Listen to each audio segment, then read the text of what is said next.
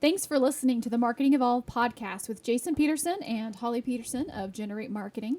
During this time, we bring you some of the current marketing stories and, as always, offer up a bit of our unsolicited advice for small and medium-sized businesses based on our industry expertise and knowledge. Thanks for joining us.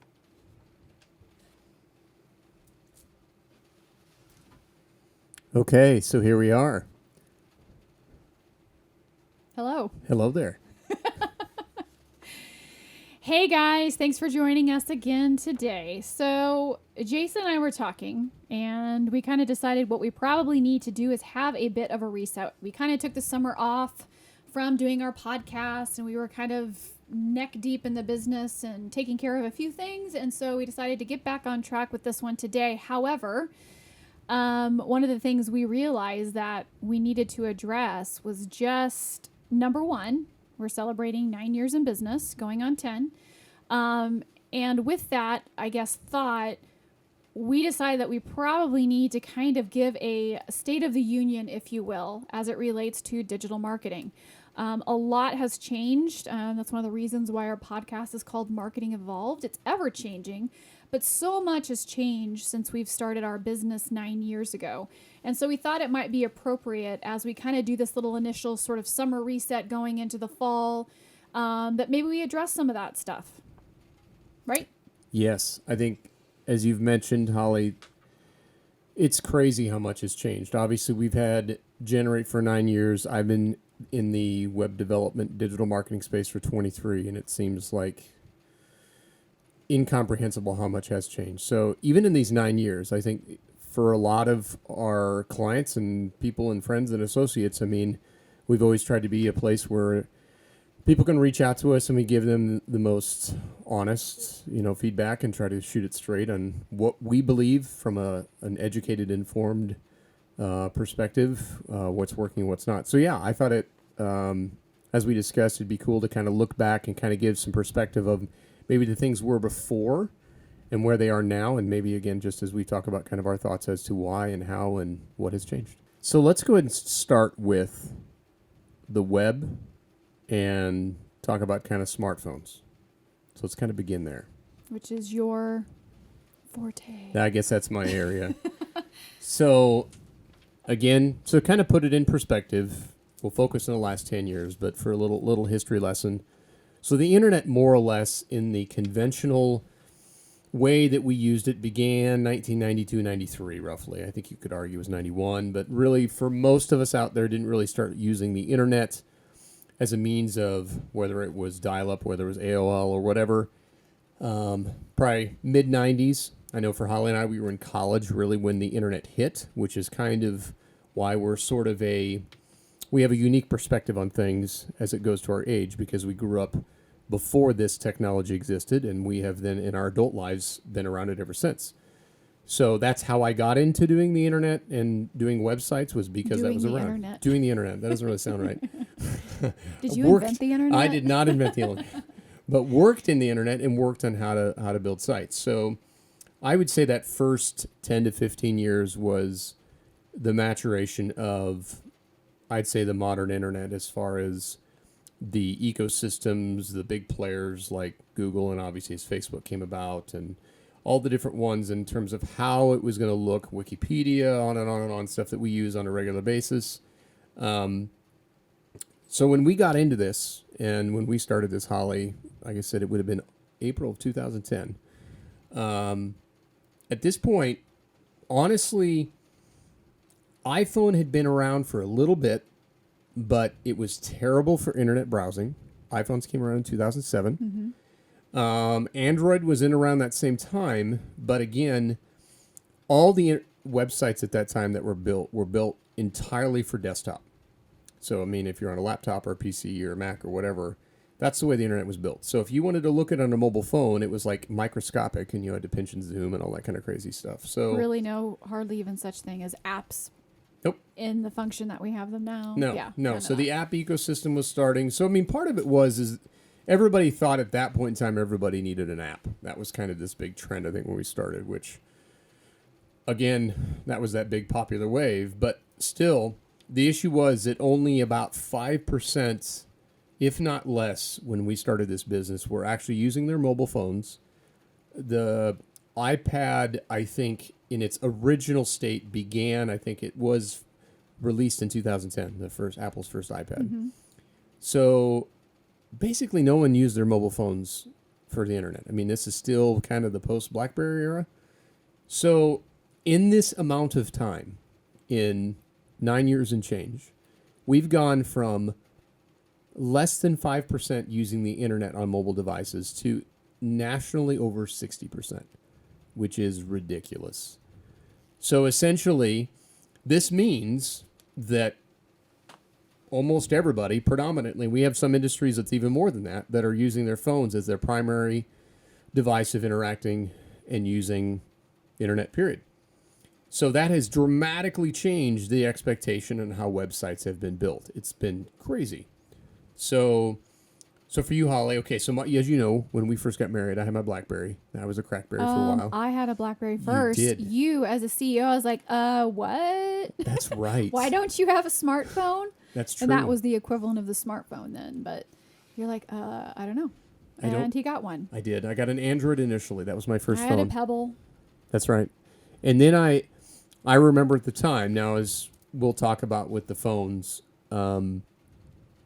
I think early on, Apple was successful because the iPhones, I think, were more stable, for lack of a better term. I had some issues with my Android back then, and it was kind of wonky. So my first iPhone was the iPhone 4, if I recall. That was Yeah, my I just first. remember them being really slow. Yes. Like, and clunky. Like, Yes. even the touch features and things like that were just like, it was so frustrating because like you'd hit it, nothing would happen. And then eventually it would, and you're like, whoa, what? So, yeah, I remember they're very clunky to use. There was, at least on my Android, because I was new to smartphones too, was just how to use it. Like, That's I right. felt like everything was buried and you had to go through all of these layers to get things and have some of that functionality that right now, as we know it, is right at our fingertips and like totally instant gratification as far as the evolution goes. But Yep. yeah, just really clunky to use. You really had to hang in there and kind of have this initial appreciation for where this could go, but it wasn't there yet. So it was kind of a frustrating experience. So during this whole time when you and I and everybody else is trying to figure out what phone they want to use, this is to me when, you know, in the time that we and myself have been doing websites, it's crazy what changed. So what changed in this time? Well, first and foremost, that the way websites used to be built, they were built kind of like a combo where I'm a graphic designer, so part of it was being a designer and the other part of it was being a coder. And you kind of had the two work together and build kind of a design from scratch, and you threw it in. In this case, we started using WordPress, which we still use to this day, as the back end that let us and our clients update their own website. Which has always been, we're firm believers in that. Absolutely. That if you can't control and change your own website, then there's bigger fish to fry. I mean, that should be just straight off the bat something that you have as an ability as far as a tool goes. Yeah, and we should do another podcast on that related to just why WordPress. But the main Reader's Digest version is it's given us the most flexibility for us in terms of creating a website that lasts the longest. I think we take pride in the fact that the sites that we built 8 years ago are sites that we're upgrading now. Yeah, just now, Just after now. almost 10 years. So it's really cool that WordPress has, I mean, it powers, I want to say, 300 or 400 billion sites now. It's pretty crazy. So it's an ecosystem that has evolved, which allows you to customize it and make it a little more robust. But it also can be very simple. And it's also a very supported environment as well. Completely. So as far as whether it relates to themes, plugins, whatever the case is, the support is there. And when I say support, I simply mean if there's an issue, you've got someone on it or who has already foreseen that, and so it doesn't ever become an issue. So it's a very good ecosystem as it relates to support. So obviously there's been a lot of different products that were developed for people to make their own websites, such as Weebly and Squarespace and Wix and everything. But the WordPress gave the best of both worlds, where you didn't get boxed in, where you hit a ceiling and you couldn't grow your site or add on features. As Holly mentioned, it's like there's an app for that, and there was always a plugin to add on some functionality. But to me, what really changed was in the individuals and the people that worked on websites for us. Chelsea, who's worked with us for almost 2 years now, it used to be that you had to purely be a programmer fairly conventionally and work with the designer. And over this time, WordPress started changing as a result, as it related to phones and tablets, is the websites now had to basically be flexible. It had to be a rubber band where it went back and forth, and it had to Responsive. exactly. So the fancy term. I mean, you and I went down to a WordPress convention I spoke at, which was ages ago, probably 2011, where that was kind of the new thing, where building websites that can transform based on the size of the browser. Well, in hindsight, looking back, that was pretty radical, because all of a sudden now, me being a graphic designer, you being an artistic person, we're trained to like put things in a specific spot and they need to stay there. And you're not supposed to lay them out so they move around.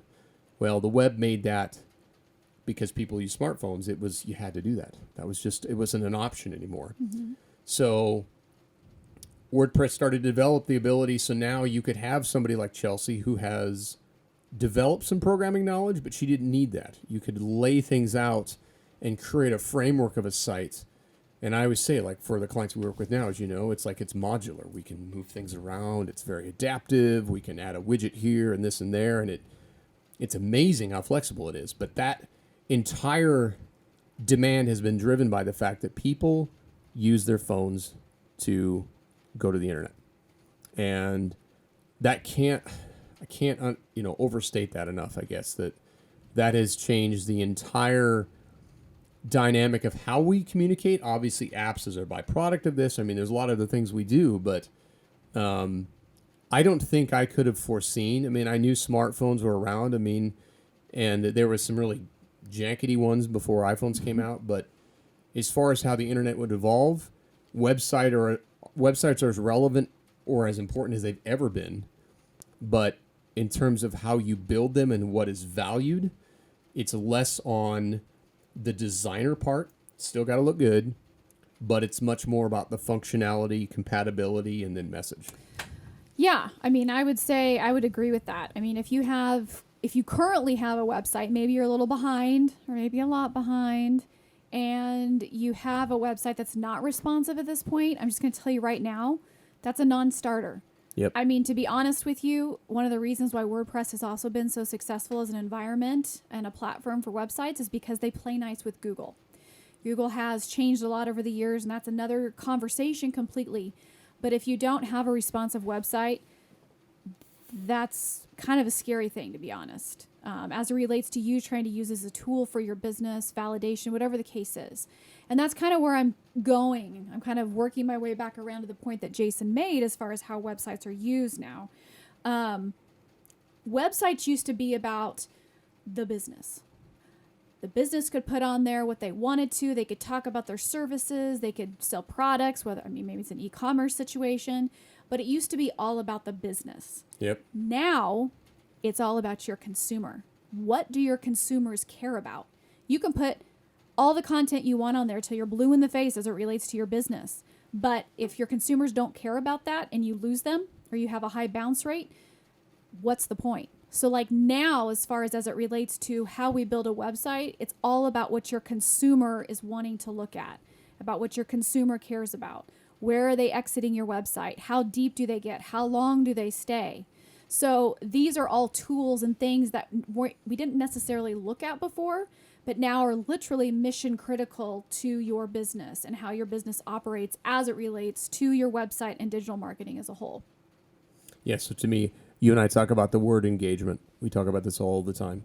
So we now judge the success of a website on how people interact with it, not just from a surface level, but from a quality level. Because one of the big things that happened with us is we evolved as a company from being more of just a producing, websites and things to being more in the business of helping people get sales and get leads using digital marketing and the internet. And in order to do so, you got to make sure that people actually stay on the website. Yeah. And I think, so my question to you, Holly, is, I know for me, like, you know me, I adapt fairly well. I mean, I am a designer. We still do branding and graphic design, and that's part of one of my true passions. But I have embraced, and I've been very comfortable with how the internet has evolved, where it has been, back in the day, we used to do flash sites and animation, and there was all this crazy, intense creative that we would do. And that actually demanded and set the price for what I sold a website as. That is not like it is now. So what do you tell people, given that you're on the writing side? You're the yin to my yang. As everybody knows, I can't write very well. Holly's great at writing. We go back and forth. We complement each other well.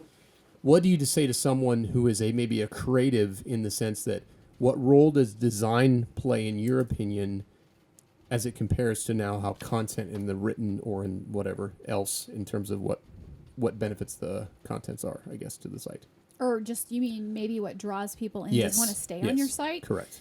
Well, I mean, I think this goes beyond just my opinion, but I'm thinking about it from my own consumer standpoint, and that simply is, what would draw me into a website? Why would I stick around? Well, I guess the first question you have to ask is, why are you going to the website to begin with?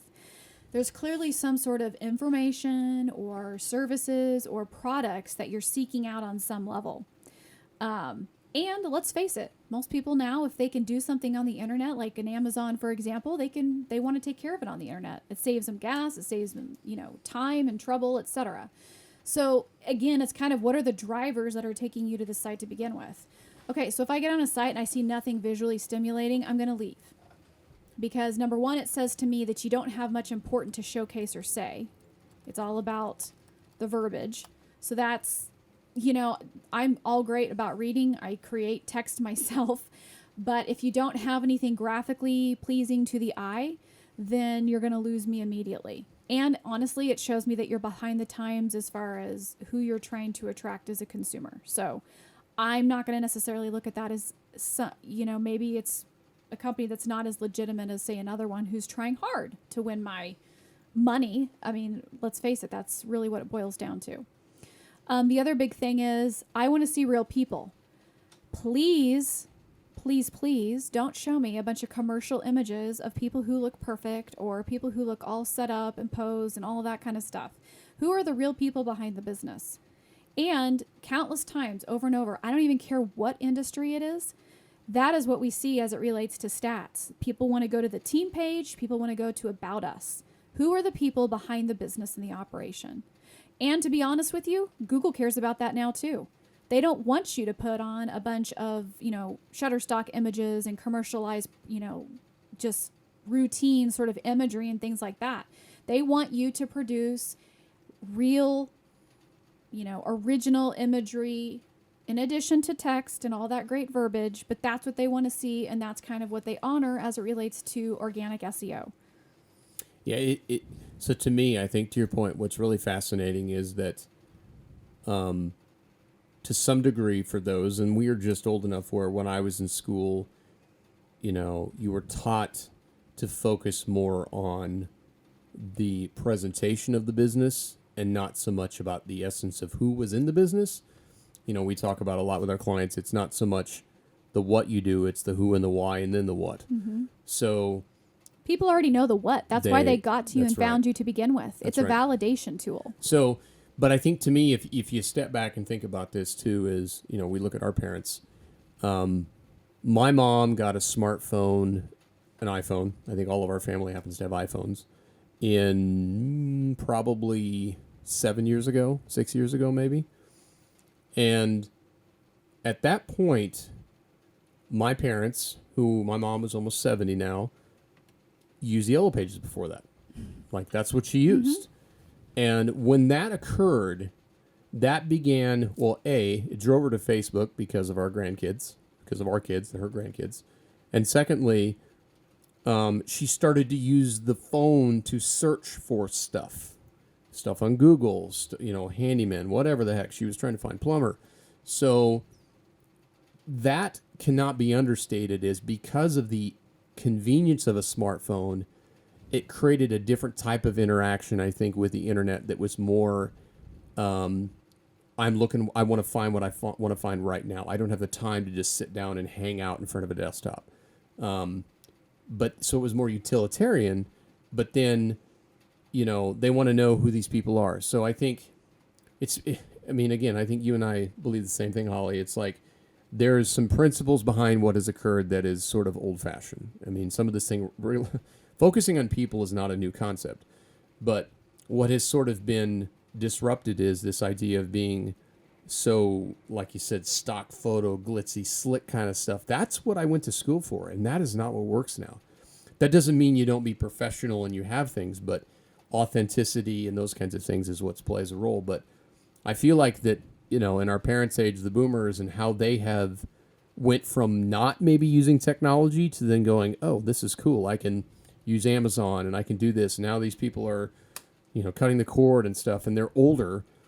That's usually is the tipping point when you have that massive saturation where change happens like crazy. But I think the most exciting part for me is that we have now an environment where small businesses have opportunities that they did not have otherwise. And I think that's the part that's the most exciting for me. So we've kind of talked about sort of where we were when the business started as it related to websites. We've kind of talked about where we're at now. Let's talk a little bit about where, Jason, maybe you see things evolving into. Sure. So maybe not looking even in the next year, but just from what your knowledge is and just your industry experience, where do you see things evolving in the next, say, 3 to 5 years? What do people need to start thinking about as it relates to their business, where their current website is at, maybe where it's going to need to evolve as well? So this actually came from one of our podcasts. So as Holly, and for many, I read all the time. And I feel like for us, that's part of our job, is to stay on top of things because change is happening every day. Mm-hmm. Right now, we have these digital assistants. I mean, we joke we have 2 Alexas and 2 Google assistants at our house. And I think right now they're kind of useful, but not really. But to me, if it could get to the point where, let's say, when you're saying, hey, Google, looking for a top-rated plumber in Lincoln, Nebraska, the AdWords, and we'll get into the AdWords conversation on the podcast, but a preferred search listing would actually then be part of the Google Assistants telling you that or talking. So I think one of the things that's going to change is evolving these assistant devices to be more useful and to somewhat like smartphones, where they began kind of on the geeky end. It always happens with all technology. It's the early adopters. They kind of, this is kind of neat. And now we've got it where I think the latest trend, I think it's at least 50% of all U.S. households now have a digital assistant. So now it's, okay, so how are we going to use them? Yes, we can do smart home device stuff and things like that, and that's great. But I feel like the next wave that's going to affect the internet is how we use the internet in a passive state where we're not even looking at a device.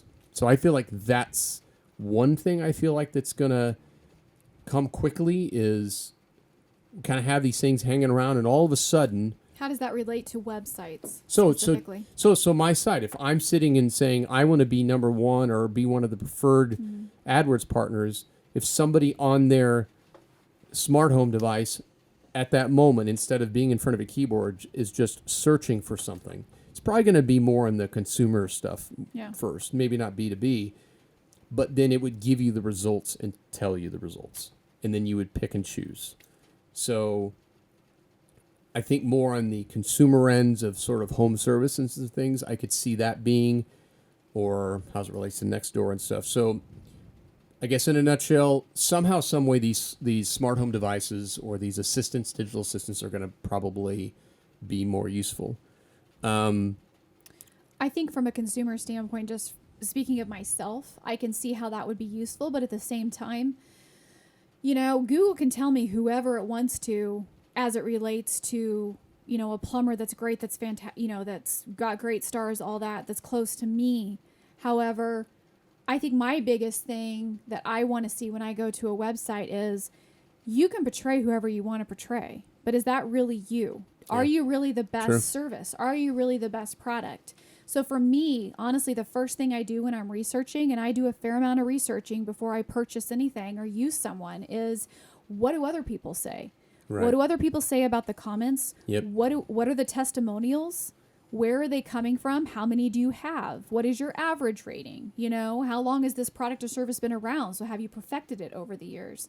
Kind of like iterations on electronics and things like that. Sometimes we wait because we're like, it's the first one. We know it's going to be kind of sketchy, but we'll wait. Kind of like my iWatch, for example.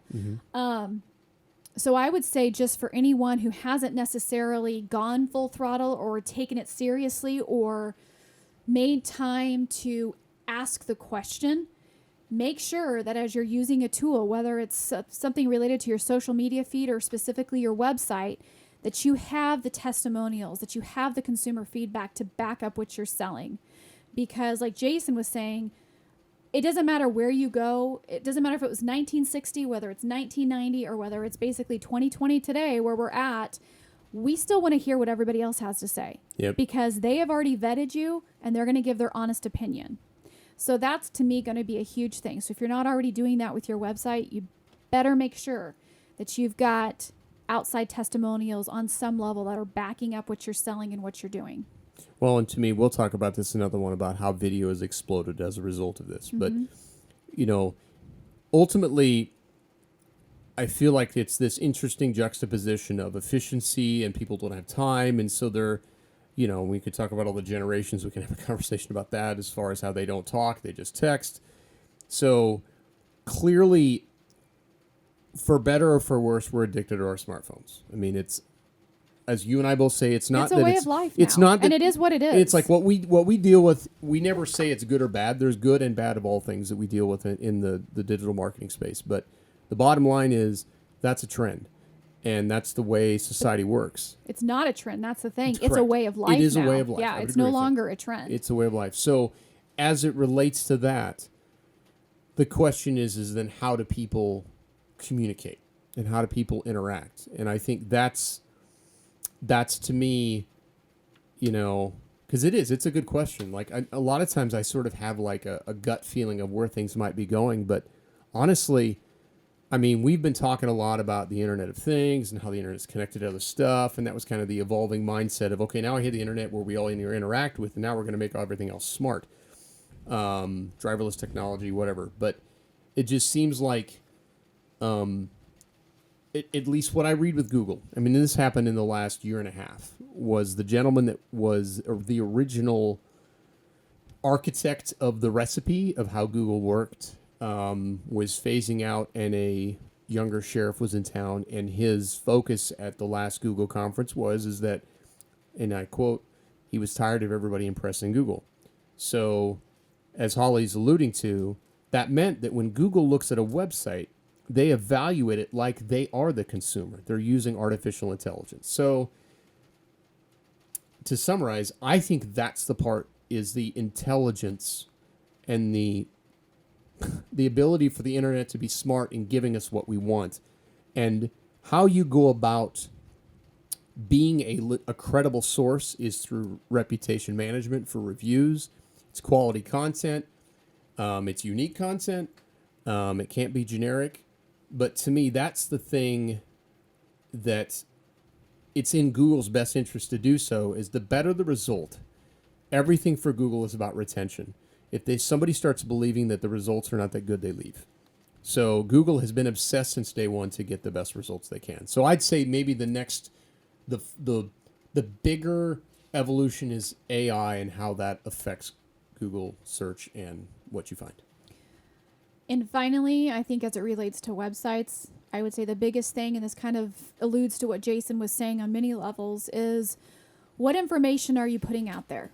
And is it the information that your consumer cares about?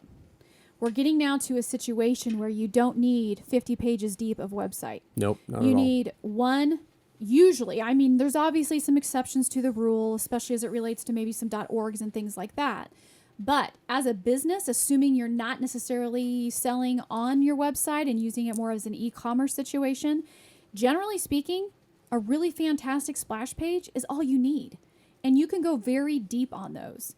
And that's going to help from a responsive nature, as you know, people on mobile devices, which is for the most part, the majority of users now, they're using their mobile device. They're not necessarily sitting at a desktop. And how they use and interact with your website. So less is generally more now Yep, as agreed. it relates to websites. So that's the other big key component I feel that as we evolve in the website area, that people really need to think about as a business and as a company and a brand about what are we really putting out there? Is it the creme de la creme of, what and who we are? Or are we just literally vomiting it out everything and hoping that we hit the right person? Because obviously when you go down to a one-page splash page, no matter how deep you can scroll, it needs to be the best of who you are and what you have to offer. Because ideally, let's face it, again, unless it's an e-commerce site, the idea is that person's either going to contact you via text, phone, whatever, maybe it's an email form, or they need to actually show up to your brick and mortar. So as long as it's accomplishing and focusing on kind of one of those two end goals, and only you can know that, then to me, you're getting your message across. So that's something else to think about as we move forward with websites and what that means for you and your business. Yeah, I think what I like about that, Holly, is so we can talk tech till we're blue in the face, but at the end of the day, for all of our small business customers that we work with, they have about 3 seconds for people to stay or go on a website. Sometimes even less. Even less. And so, general rule of thumb with the clients that we help with lead gen and marketing systems that get sales, you have to have at least 5 out of 10 to stay within 3 seconds, roughly. Mm-hmm. Okay. If it's above that, you're losing them. If it's below, that's great. So the bottom line is that front page now compared to other where you had, I think, you had more time. I mean, I think the average internet view, last I checked, was about 45 seconds, and people looked at a page. So that homepage, bottom line, that is everything. That's your buffet to get them in the front door, and you have to give them just the right amount of information where they can make a choice and a decision even without going to any page inside. All right. So that's going to wrap up part 1 of our podcast. So one thing we like to do each time we have a podcast is come up with a question of the day where we each have an opportunity. And if we have a guest on that particular day, they also get to talk about it and answer that question too. But generally, it's kind of a funny time, casual. We get to learn a little bit more about each of us. So today's question, and Jason, since I'm asking, you get to answer first. Lovely. Okay. What, and maybe it's more than one thing, but if you want to narrow it down to a couple or one, you can. What old person things do you do? Well, of course, I'm sure it's all relative to what people think old I am people. an old soul. I feel like I'm an old man in a 40-year-old body. I think for me, here's the one that comes to mind just because of the time of the year is Van and I were discussing. I used to make fun of my dad relentlessly about caring about his lawn. I just thought that was the dumbest waste of time. Well, as we've gotten older and you like to work outside and you've actually pulled me out of the inside and I enjoy that. You've got your garden, I got my lawn. So it is my mission in life to not have mud and have grass everywhere on our... Not fungus, not dead stuff. So I like genuinely, not obsessed, but I really enjoy the challenge of having a lawn with all grass. That's pretty old man stuff, I admit. You. Okay. I have more, but we'll stop with that one. Yeah, let me count the ways that I am like an old woman, I guess. I don't know. I'm kind of an old soul too. So I feel like some of the things that initially pop into my head is like, well, I've been doing that since I was 18 or 20. So maybe I've just been an old woman all along. But one of the things that's kind of a big deal for me now, I mean, I've read some things and some information to back it up, but one of the things that's a big deal for me to do now is literally floss every single night.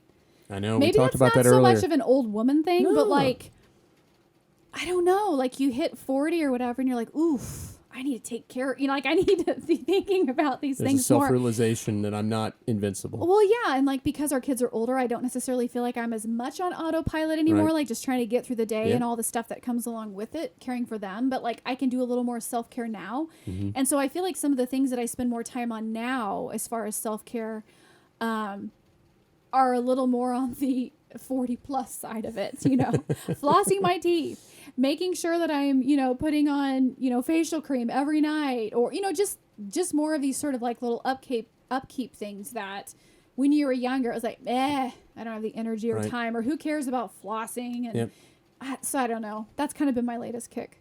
I think my other one would be, ever since I was younger, I've always read the newspaper. Always. And again, this I think speaks to our generation. Yeah, I was gonna say you've always done it. Yeah, it's ever since I was in high school. And again, this is why we are kind of in a kind of interesting spot age-wise. And even though I'm Mr. Tech Man, I absolutely love in the mornings, as time permits, to read the newspaper. So that's but to me, you and I are at an age where cool is not really part of the equation. We're just trying to stay. So interesting. Oh man, we're just Come trying on, to be. any couples out there want to hang out with us? We are so cool.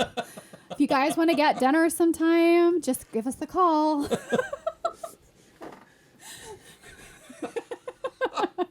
Just kidding. No, that's Not not too far really. from the truth. So no, we're about trying to be relevant, not cool. Just I think it's more along the lines of real. I don't real. know how That's much probably. relevant I think it relevant. is, We're not even but relevant real. anymore. It's probably more real. I would agree with that. We're really marketing ourselves. Well, we appreciate everyone listening today. Hopefully some of that didn't get too long-winded, but my goodness, websites have changed quite a bit Yeah, no kidding. since we've gotten started. And there's a lot of interesting things going on. In fact, I'm kind of excited more about websites now because I feel like they're getting simplified and they're getting more down to the nuts and bolts about what people really care about. Yeah, they're more useful in my opinion. Yes. So we do appreciate you guys listening, and we look forward next time to chatting about social media. For more information on Generate Marketing, please feel free to check out our website at generate, GENR marketing.com, and you can get connected to all of our different information resources such as YouTube, Facebook, Instagram, and more. Thanks so much.